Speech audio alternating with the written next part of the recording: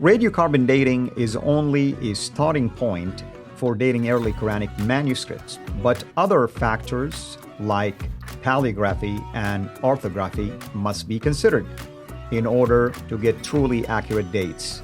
We'll explain why right now.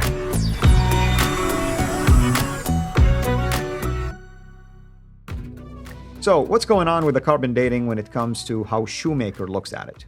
Now, Shoemaker, fascinating, and I think this is why he's so helpful.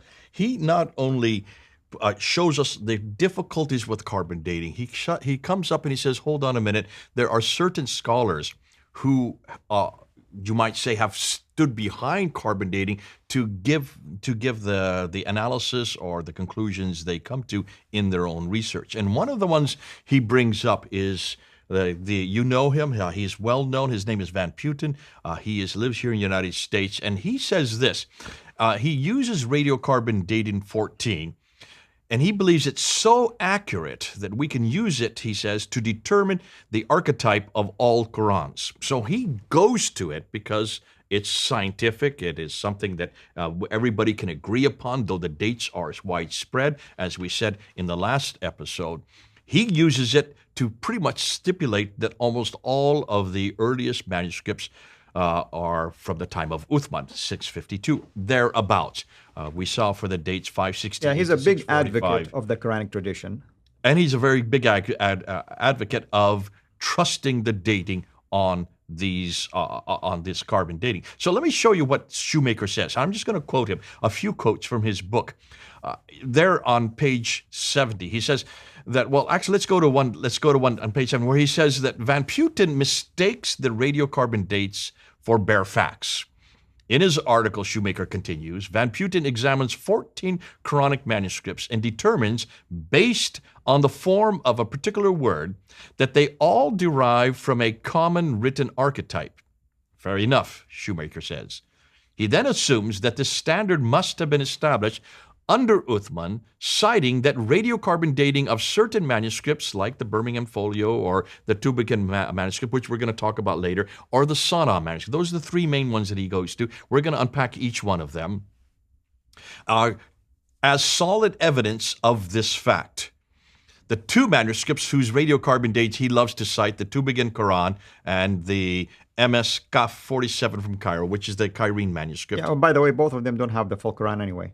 Interestingly, we're going to get that when we unpack them. I think we already talked about them earlier in a previous episode. But nonetheless, he still stipulates that regardless, these are Uthmanic because the radiocarbon dating supports that. In page 70, Shoemaker goes on and says, radiocarbon dating is not entirely accurate for dating early Qurans, at least not within a range narrower than a century or two. See the wide breadth that we're talking about. Indeed, scholars of the Dead Sea Scrolls, this is the biblical manuscripts that they found, the Old Testament there in Qumran community, faced very similar difficulties when trying to radiocarbon date documents from that collection. Now, what Shoemaker doesn't say, and what I'll say real quickly, is the biggest problem they had with the Dead Sea Scrolls, which is in the same part of the world we're looking at. We're talking about the Middle East. We're talking a very dry environment. What Shoemaker does go on to say later, and what many scholars know, is that radiocarbon dating has to have a scale. And there are two scales that are used in radiocarbon dating. One scale is from California in the United States, and the other one is from the Far East over in Japan. Both of which are not the same, they do not have the same carbon footprint that you would find in a much drier climate like the Middle East, like where the Dead Sea Scrolls were found, or where these manuscripts are. Now remember, these manuscripts that we're going to talk about, the Tübingen, the Sana'a manuscript, the Cairene manuscript, the Birmingham folios, the two folios that most scholars now believe come from the Petropolitanus manuscript, which is in Paris. These manuscripts were all controlled by the Ottomans, and from 1299 up until 1924. So you're talking about almost 600 years. These manuscripts were under their auspices, which means they would have been housed in places in Turkey. completely different than California or Japan. So even that carbon dating footprint, the scale or how fast that deteriorate would be different. No one has put a scale together from that part of the world, which you need to do. Nonetheless, using that scale, you can then see why many scholars are now in doubt. And this is what he's talking about. Desroches comes into this whole... Francois Desroches, who's a scholar, who's an authority when it comes to paleography, for instance. And explain paleography so people know what you're talking about. It's basically, you look at the style of writing. Yeah. And he really did an excellent job. He wrote on that. He has his own document, technically speaking, about for instance, the Abbasid tradition and so on and so forth. You look at certain letters in the manuscripts, and he comes up with the idea of how we can determine if it was a one scribe, two scribes, three scribes. He gives them kind of like a categories and so on and so forth. By looking at those, you can determine the style of writing, if it is Kufic, Hijazi, whatever it is, early Hijazi, late Hijazi, and possibly where it would have been written, and the date, average date for that. He goes on and he looks at decoration. Paleography does orthographic stylization that you're talking about, the style of writing, but also the dots. The dots, we know when the dots were added. We know when they were canonized. We know when they were being played around with. We know that the earliest dots were not really dots. They were actually vowels on the Topkapi. You see the three dots. Both the orthography and the paleography, both of them combined. And that's why he says this is more accurate. Sometimes they have decorations between surahs. Those decorations are taken from buildings. We know when those buildings were built. And that's why they were put there to ascribe that this is to give credit to the building that they were housed in. And so that's why paleography comes from a completely different standpoint than carbon dating. And this is what Desroches says when he looks at carbon dating. He says the results of carbon-14, radiocarbon-14 analysis are quite valuable as a first indication of the age of the copies. But their accuracy is insufficient when it comes to arranging the material within a period which lasted less than a century. And that's the difficulty. Mm-hmm. You're talking about a whole century here. And you need Van Putten and others say, well, they're 95% accuracy or 95% with this part of the bell curve. They're not looking at the two extremes. And usually when we talk to Muslims, they always stick the latest date, the most recent date, which is not what you're supposed to do if you're looking at the bell curve context. So this is how Shoemaker then concludes. And he says, these radiocarbon dates cannot do for his argument what he assumes. He's talking about Van Putten here, so he's referring to Van Putten. If one were to date some of these texts a little later than their radiocarbon dating, which in fact seems more accurate, in other words, taking the later dates, not the earlier dates, then one has clear evidence instead for an archetype produced under the auspice of Abd al-Malik and al-Hajjaj, which is what Shoemaker is arguing for. He's always argued for this. So he would say really that radiocarbon dating support his thesis, not the Nol-Dekeshwali thesis, which is Van Putten's trying to support. Mm-hmm. The Nol-Dekeshwali is Uthmanic. Van Putten is trying to support that. So as they clearly seem to be, he goes on and says, as they clearly seem to be more recent than their published radiocarbon dates would indicate. This is particularly the case with the Tubigin Qur'an. That's where we're going to spend a little bit more time on the Tubigin Qur'an yet, which contains folios with a significantly later carbon-14 dating.